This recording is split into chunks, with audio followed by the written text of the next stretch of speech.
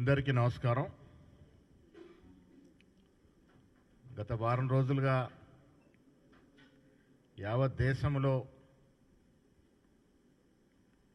పార్లమెంట్లో అమిత్ షా గారు భారత రాజ్యాంగ నిర్మాత బిఆర్ అంబేద్కర్ గారిని వారితో పాటు రాజ్యాంగం నమ్ముకున్నటువంటి ప్రతి పౌరుని యొక్క గుండెకు గాయమే విధంగా పార్లమెంట్లో అమిత్ షా వ్యాఖ్యలు, అమిత్ షాని మంత్రివర్గం నుంచి తప్పించాలనేటువంటి విషయాన్ని కాంగ్రెస్ పార్టీ ప్రస్తావించడం, దాన్ని మోడీ గారు అమిత్ షా మాటల్ని తప్పుపట్టడం పోయి వారి కితాబ్ ఇవ్వడం, తద్వారా ఈ దేశ ప్రజల యొక్క మనోభావాలను దెబ్బతీసే విధంగా అనే మాట కాంగ్రెస్ పార్టీ తీవ్రంగా దీని మీద ఉద్యమిస్తూ ఉంది.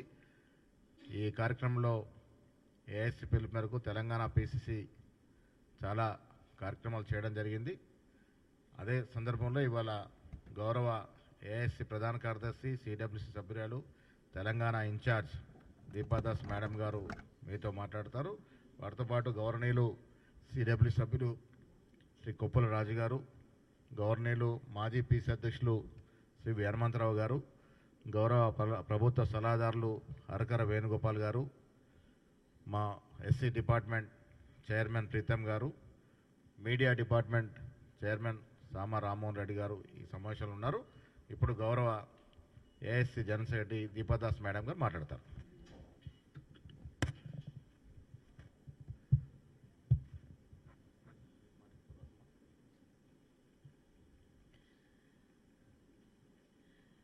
आज इस प्रेस कॉन्फ्रेंस में हमारे साथ के Raju ji, working committee member, Congress working committee member, PCC president Mahesh Goud ji, Venugopal Rao ji, Pritam SC cell chairman also now holding corporation, Hanumanth Rao ji, Sama Ram Mohan ji और हमारे सामने जो बैठे हैं प्रेस के सारे सदस्यगण, प्रिंट और इलेक्ट्रॉनिक मीडिया के, सभा को अंदर की नमस्कार।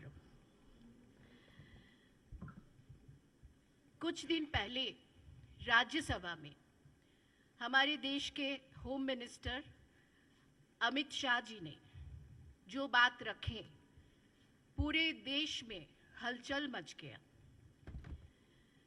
ये सिर्फ एससी, एसटी, ओबीसी के लोग नहीं, देश के लोग, देश के जनता जो मानते हैं कि संविधान हमारे देश को रक्षा करते हैं, हमारी रक्षा कवच है, उनके बनाने वाला, उस संविधान को बनाने वाला बाबा साहेब अंबेडकर के नाम लेके जो बात उन्होंने रखा, उसमें सब लोगों को दिल में ठेस पहुंचा। इसलिए पहुंचा कि कुछ लोग मानते हैं कि देश के संविधान की रचना जो किए हैं वो हमारे लिए भगवान है, और बार बार अंबेडकर जी के नाम फैशन के नाम पे लेते हुए उन लोगों के दिल में जो दुख पहुंचे हैं, उनके लिए कांग्रेस पार्टी सबसे पहले ये बात रखे हैं कि देश के होम मिनिस्टर को जल्द से जल्द रिजाइन करना पड़ेगा और आम जनता के सामने जाके क्षमा मांगना पड़ेगा। देखिए, अमित शाह जी के बयान से पहले भी मैं 2-4 एग्जाम्पल देना चाहती हूं कि एक तो जब भी देश के सामने कोई ऐसा संकट आ जाते हैं जिसमें अभी जो बीजेपी का सरकार चल रही है, वो सरकार को करप्शन इश्यू पे अगर कोई प्रश्न पूछा जाता है, जो राहुल जी बार बार पूछते हैं और उसके ऊपर चर्चा करना चाहते हैं, तो तुरंत उस इश्यू को डाइवर्ट करके कोई और नया हंगामा शुरू करने के लिए कोशिश किया जाता है। इस बार भी जो मेन मुद्दा था, उसको डाइवर्ट किया गया और ऐसे बात लेके डाइवर्ट किया गया। पूरे देश में लोग अभी बहुत विचलित हैं। मैं 2-3 एग्जाम्पल देना चाहती हूँ। 2007 एक बुकलेट मोदी जी ने निकाली थी, नाम था कर्म योग। और उस बुकलेट में उन्होंने ये कहा कि वाल्मीकि संप्रदाय के लोग जो मैनुअली स्कैवेंजर्स हैं, जो गंदगी साफ करता है घर घर से मैनुअली अपने कंधों पे अपना सर पे बैठा के, और जो सदियों से करते आए हैं, ये इसलिए करते हैं कि ये सेवा सिर्फ पब्लिक के लिए नहीं, ये सेवा भगवान के लिए भी करते रहते थे पहले, आज वही परंपरा निभा रहे हैं। और किसी भी तरह ये स्पिरिचुअली वो सेवा कर रहा है भगवान की। देखिए, जब पूरे देश में लोग ये मैनुअली स्कैवेंजर को खत्म करने की बात करते हैं, तब वो बोल रहा है कि ये सेवा कर रहे हैं, और ये सेवा गॉड के लिए, भगवान के लिए, ये सेवा मनुष्य के लिए कर रहा है। जो सेवा के नाम पे हम लोग सोचते हैं कि ये खत्म होना चाहिए, लोगों को अपने सर पे ये स्कैवेंजर्स को ये गंदगी उठाना बहुत गलत दिखता है। 2010 में मोदी जी एक बुक लिखा था, किताब सामाजिक समरसता, और उसमें उन्होंने कहा कि जो एससीज है, जो दलित है, वो हर घर में मेंटली रिटार्डेड बच्चा जैसा दिखता है। एक घर में कोई मेंटली रिटार्डेड बच्चा के साथ जैसे सलूक होता है, दलित के साथ भी वैसे ही सलूक होना चाहिए। ये बहुत गलत बात है। हम लोग जब देश में समानता के लिए बात करते हैं, जब अंबेडकर जी सामाजिक समानता के लिए बात किए थे, वहाँ मोदी जी 2010 में अपने किताब में ये लिखते हैं, और लिखते हैं कि अंबेडकर जी कोई क्रांतिकारी नहीं था। तो इसके भी हम लोग विरोध करते हैं। और जब इसी स्टेट का रोहित वर्मुला का सुसाइडल केस हुआ, तब भी सीएनबीसी में एक इंटरव्यू में मोदी जी ने कहा कि मैं खामोश हो जाता हूं कि आईआईटी, इतने आईआईटी जैसा इंस्टीट्यूशन में बच्चे सुसाइड कर रहे हैं, लेकिन इसको पॉलिटिकलाइज नहीं करना चाहिए। जबकि समाज में सबको समानता की बात होते हैं, सामाजिक न्याय की बात होते हैं, तो रोहित वर्मुला जैसा होनहार बच्चा को भी सुसाइड करना पड़ता है। और इसके बाद मोदी जी का ये बात आती है कि मैं खामोश हो जाता हूं, एक शब्द भी नहीं कहते। मैं एक के बाद एक इसलिए कह रही हूं क्योंकि ये सोच अमित शाह ने जो आज कहा, ये सोच बीजेपी और आरएसएस में पहले से ही है। 2019 में बीजेपी का हेडक्वार्टर दिल्ली में मोदी जी ने कहा कि देश में हम चाहते हैं कि 2 क्लास रहेगा, एक क्लास गरीब और दूसरा क्लास रहेगा जो गरीबी से उठाने वाला एक कुछ लोग। गरीबी हटाओ ये स्लोगन इंदिरा गांधी दिए थे, 20 दफा कर्मसूची बनाए थे, गरीबी हटाने के लिए एक रास्ता निकाले थे। आज भी पंचायत में हर गांव में जो काम होता है वो पंचायती राज में वो गरीबी हटाओ का 20 दफा अभी भी चलता है। लेकिन इन्होंने कहा कि 2 ही क्लास रहेगा, और दूसरी तरफ आरएसएस क्या कहता है? आरएसएस कहता है कि जो संविधान अंबेडकर जी ने बनाया है उसमें भारतीयता है ही नहीं, वो भारत का हो ही नहीं सकता। मनुस्मृति को लाओ जिसमें कास्टिज्म रहेगा, वो कास्टिज्म को सामने लाना चाहते हैं आरएसएस, और मनुस्मृति के खिलाफ हम लोग हैं क्योंकि ये साइंटिफिक प्रोसेस में बाबा साहेब अंबेडकर और नेहरू जी ने, मैं नेहरू जी के नाम बार बार संविधान रचना में लेना चाहती हूं क्योंकि आप लोग सभी लोग जानते हैं, इतिहास गवाह है कि नेहरू जी का देश के लिए एक सपना था, एक सोच था, और भारत के खोज में, डिस्कवरी ऑफ इंडिया में उन्होंने ये साफ लिखा कि भारत के खोज में वो क्या क्या देखा है और क्या क्या सीखा है। पूरे भारत घूमने के बाद भारत की सोच के लिए उन्होंने अंबेडकर जी को लेके साथ में बैठ के, और जो ग्रुप टीम था वो सब मिलके जो संविधान रचना किया था, वो संविधान के पुराने एक कॉपी मैं जब मिनिस्टर थी तो हमने प्रिंट करवाई थी, जो हाथ से लिखा गया था। उसमें नंदलाल बोस जैसे लोग पेंटिंग किए थे, हर पन्ने में पेंटिंग है, और वो पेंटिंग रामायण महाभारत से लेके पेंटिंग किया गया। तो भारतीयता है ही नहीं। जो लोग ये बात करते हैं उनके खिलाफ हम लोग आवाज उठाना चाहते हैं, क्योंकि आरएसएस का ये सोच आज से नहीं, वो जाति आधारित पे भेदभाव चाहते हैं, वो समानता और न्याय के खिलाफ बात करते हैं, जो बात बार बार अंबेडकर जी ने कहा है।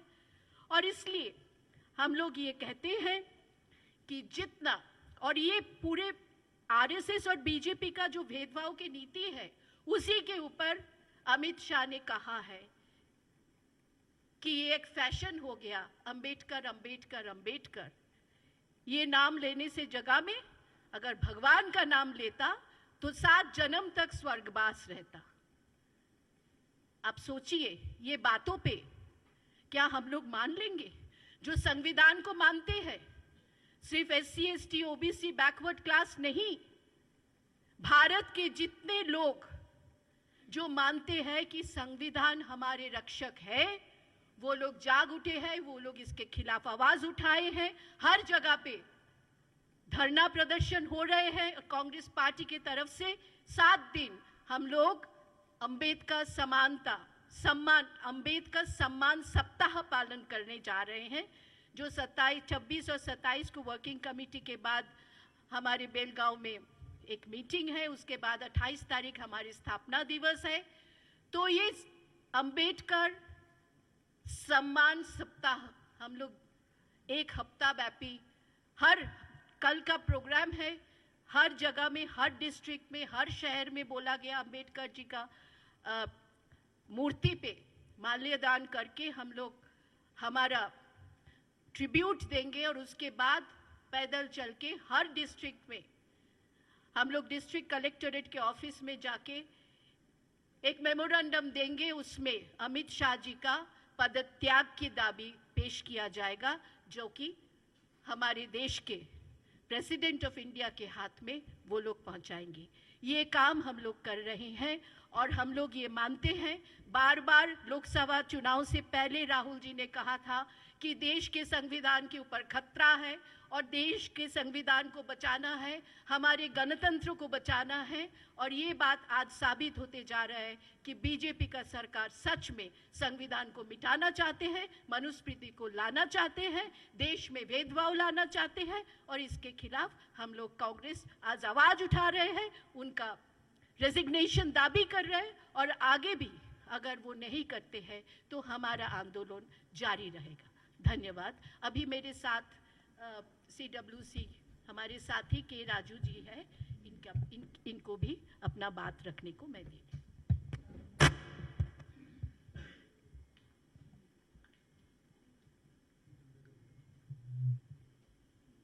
మీడియా మిత్రులందరికీ నా హృదయపూర్వక నమస్కారాలు.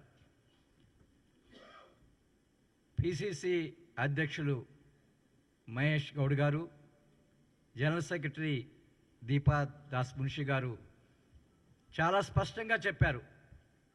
కాంగ్రెస్ పార్టీ అమిత్ షా రిజిగ్నేషన్ ఎందుకు డిమాండ్ చేస్తున్నాము, ఆ రిజిగ్నేషన్ వచ్చేంత వరకు కాంగ్రెస్ పార్టీ ఎటువంటి ఆందోళన ఈ దేశంలో చేయబోతుంది అనేది స్పష్టంగా వారు చెప్పడం జరిగింది.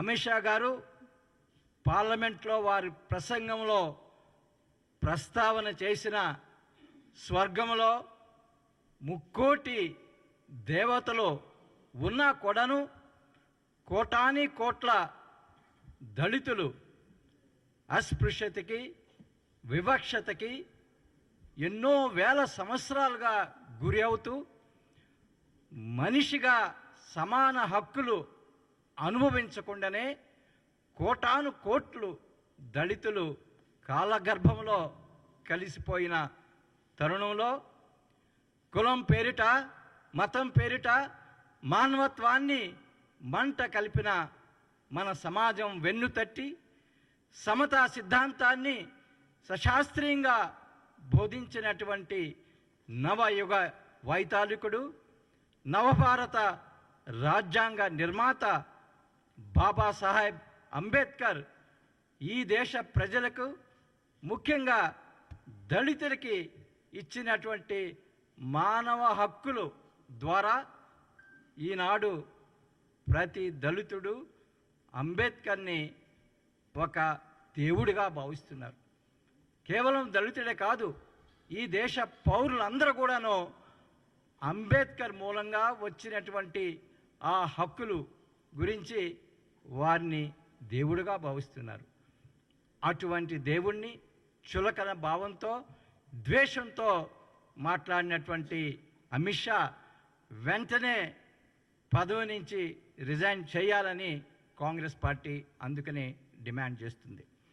మరి అమిత్ షా మాట్లాడిన వెంటనే కొన్ని నిమిషాల్లో ప్రధానమంత్రి గారు ట్వీట్ ఆఫ్టర్ ట్వీట్ వారిని సపోర్ట్ చేస్తూ కాంగ్రెస్ పార్టీ అంబేద్కర్ని అవమానించారు అని వారి ట్వీట్లో పేర్కోవటం జరిగింది.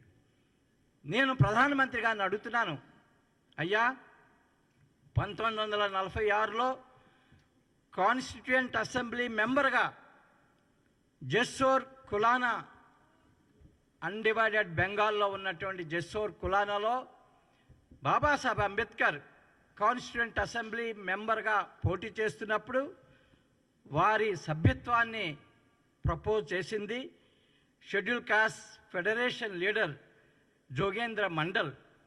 దాన్ని సపోర్ట్ చేసింది కాంగ్రెస్ నాయకుడు జి బిస్వాస్. మరి బాబాసాహెబ్ అంబేద్కర్కి ఇది అవమానించటమా? ఆ తర్వాత కాన్స్టిట్యూయెంట్ అసెంబ్లీలో డ్రాఫ్టింగ్ కమిటీకి అధ్యక్షుడిగా ఎన్నుకున్నది కూడాను కాన్స్టిట్యూయెంట్ అసెంబ్లీ.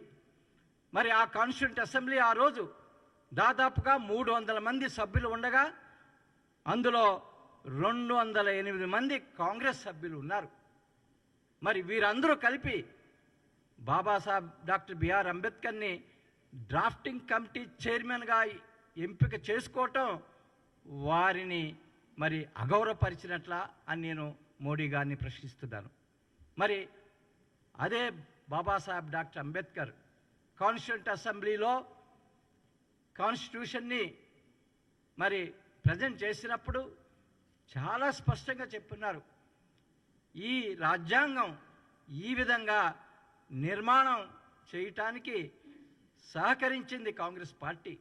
ప్రతి అంశంలో వారు నాకు తోడ్పాడి ఈ రాజ్యాంగాన్ని ఈ విధంగా తయారు చేసేదానికి తోడ్పాటు చేశారు అని వారిని కాంగ్రెస్ పార్టీని బాబాసాహెబ్ అంబేద్కర్ మరి ఆనాడు కొనియాడారు. మరి ఈ నేపథ్యం ఉన్నా కూడాను మోడీ గారు Congress party Babasaheb doctor B R అంబేద్కర్ని అవమానించారు అనే ఒక ఫాల్స్ నెరేటివ్ ప్రజల ముందుకు తీసుకొచ్చారు. ఇది ప్రజలు అర్థం చేసుకోవాల్సిన అవసరం ఉంది. అంతేకాకుండా ఇంకొక 3 నిమిషాల్లో ఇంకొక ముఖ్యమైన విషయాలు, ముఖ్యంగా తెలంగాణ ప్రజలు తెలుసుకోని విషయాలు. ప్రధానమంత్రి మోడీ గారు పార్లమెంట్లో మాట్లాడుతూ జవహర్లాల్ నెహ్రూ గారు ఫస్ట్ అమెండ్మెంట్ టు కాన్స్టిట్యూషన్ తీసుకొని రావటం ఒక పెద్ద నేరం చేసినట్లుగా, ఒక రక్తాన్ని చవిచూసిన మనిషిగా జవహర్లాల్ నెహ్రూని ప్రధానమంత్రి గారు వర్ణించారు. అయితే ఆ ఫస్ట్ అమెండ్మెంట్ ఆఫ్ ద కాన్స్టిట్యూషన్లో ఉన్న 3 విషయాలు ఏమిటో ప్రజలు తెలుసుకుంటే మరి ఏ విధంగా మోడీ గారు ఫాల్స్ నెరేటివ్ని ప్రజల ముందుకు తీసుకొస్తున్నారు అనేది స్పష్టంగా అర్థమవుతుంది. 1951లో తీసుకొచ్చినటువంటి మొదటి రాజ్యాంగ సవరణలో ఒక అంశం ఏమిటంటే ఆనాడు ఉత్తరప్రదేశ్లోను బీహార్లోను జమీందారీ వ్యవస్థని అబాలిష్ చేసి పేద రైతులకి భూముల్ని పంచాలని చట్టాలు ఆ బీహార్ ఉత్తరప్రదేశ్ చట్ట సభలు తీసుకొని వచ్చినప్పుడు కోర్టులు ఆ చట్టాలని మరి స్క్వాష్ చేసిన సందర్భంగా నెహ్రూ గారు ఆర్టికల్ 31A కోర్టులు ఎందుకు స్క్వాష్ చేశాయి? ఇవి ప్రైవేట్ ప్రాపర్టీ, ఆర్టికల్ 31లో ఉన్నటువంటి ప్రైవేట్ ప్రాపర్టీకి భంగం కలిగిస్తున్నాయని అని చెప్పిన జడ్జిమెంట్ నేపథ్యంలో నెహ్రూ గారు కోర్టు ఇచ్చినటువంటి ఆ యొక్క అడ్డంకు ఏదైతే ఉందో దాన్ని తొలగిస్తూ ఆర్టికల్ 31A తీసుకొచ్చి కోర్టులు ఈ విషయాల్లో జోక్యం చేసుకోకూడదు. అదేవిధంగా 9th షెడ్యూల్ తీసుకొచ్చి ఆ చట్టాలన్నీ కూడాను ఆ 9th షెడ్యూల్లో పెట్టడం మూలంగా ఆనాడు ఉత్తరప్రదేశ్లో 2 కోట్ల ఎకరాలు భూము పేద రైతులకు చెందింది. బీహార్లో 75 లక్షల ఎకరాల భూములు పేద రైతులకు చెందింది. ఇది కేవలం ఫస్ట్ అమెండ్మెంట్ ద్వారా 1951లో తీసుకొచ్చిన ఫస్ట్ అమెండ్మెంట్ ద్వారా వచ్చింది. మరి ఇంత పరిణామానికి తావు తీసినటువంటి ఫస్ట్ అమెండ్మెంట్ తీసుకొచ్చిన నెహ్రూని ఒక నేరస్తుడిగా మోడీ గారు చిత్రించారు. రెండో అంశం కూడా ఉంది ఫస్ట్ అమెండ్మెంట్లో.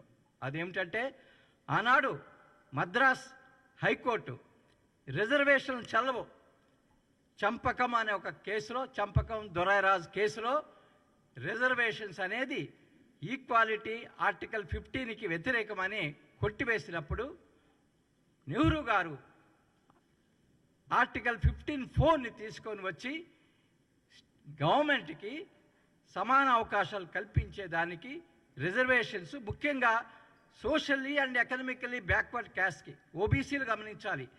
ఈనాడు ఓబీసీలకి రిజర్వేషన్స్ వచ్చిందంటే ఆనాడు ఆర్టికల్ 15(4) ఫస్ట్ అమెండ్మెంట్ ద్వారానే వచ్చిందని ఈ సందర్భంగా మనవి చేస్తున్నారు. 15(4) తీసుకొని రావటం ద్వారా ఈ రిజర్వేషన్కి గట్టి పునాదులు వేసే అవకాశం వచ్చింది. మరి మూడో అంశము ఫ్రీడమ్ ఆఫ్ స్పీచ్లో కొన్ని పరిమితులు అనేది పబ్లిక్ ఆర్డర్ మెయింటైన్ చేయడానికి అవసరం, అవి విధించడం జరిగింది. మరి ఇంత ప్రజల సేవ కోసం ఇంత పరిణామాలు ఉన్నటువంటి ఫస్ట్ కాన్స్టిట్యూషనల్ అమెండ్మెంట్ తీసుకొచ్చిన జవహర్లాల్ నెహ్రూ గారిని మరి మోడీ గారు ఆనాడు లోక్సభలో మాట్లాడుతూ ఆయన ఏదో నేరం చేశాడని, అమెండ్మెంట్ ద్వారా రక్తాన్ని చవిచూశారని చెప్పడం ద్వారా ఏమిటి అర్థమవుతుందంటే ఈనాడు బీజేపీ కానీ ఆర్ఎస్ఎస్ కానీ ఈ దేశంలో సమానత్వం ఉండకూడదు, ఈ దేశంలో రిజర్వేషన్స్ ఉండకూడదు, ఈ దేశంలో సంపదను అందరూ సమానంగా పంచుకోకూడదు, వీటన్నిటికీ రాజ్యాంగంగా బాటలు వేసినటువంటి ఫస్ట్ కాన్స్టిట్యూషనల్ అమెండ్మెంట్ని మోడీ గారు వ్యతిరేకించిన వైఖరిని మనం చూస్తే ఏ భావజాలానికి వారు కట్టుబడి ఉన్నారనేది మనకు అర్థమవుతుంది. కాబట్టి మిత్రులారా, కాంగ్రెస్ పార్టీ అమిత్ షా చేసిన వ్యాఖ్యలు, బాబాసాహెబ్ అంబేద్కర్ ఎడల వారు మరి ప్రకటించినటువంటి ద్వేషానికి వ్యతిరేకంగా పెద్ద ఎత్తున ఆందోళన చేయబోతున్నాం. దేశంలో ప్రతి గడప దగ్గరికి తీసుకొని వెళ్ళి కాన్స్టిట్యూషను, కాంగ్రెస్ పార్టీ యొక్క ప్రతిబద్ధత మీద ప్రచారం చేసి మరి ప్రజల్లో ఈ యొక్క పెద్ద క్యాంపెయిన్ చేయడానికి ఈనాడు మేము సమాయత్తం అవుతున్నాం. మరి అమిత్ షా వెంటనే రిజైన్ చేయాలి, వారిని క్యాబినెట్ నుంచి బర్తరఫ్ చేయాలని కాంగ్రెస్ పార్టీ డిమాండ్ చేస్తుంది. Thank you very much. सबको धन्यवाद. जय भीम, जय हिंद.